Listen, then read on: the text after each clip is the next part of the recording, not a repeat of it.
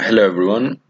In this tutorial I'm going to show you how you can change the size of the room tags, because sometimes when you want to see the whole plan and understand which room is which, the room tags are not easily visible. So let's start.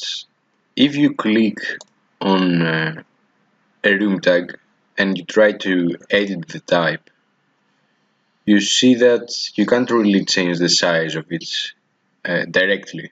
You can change if the volume is shown, or if the room number is shown, or if the area of the room is shown, but nothing about the size. So what you have to do is edit the family.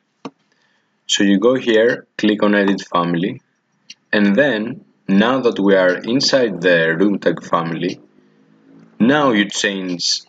Now you can edit the text. So you choose the text that you want to make bigger, and then you press edit type. Now this panel opens up, and if you want to make a different name about this specific name tag, you press duplicate and add a different name.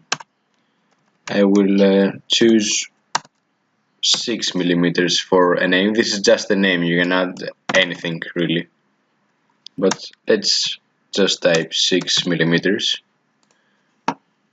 And down here where it says text size, you can change the actual size,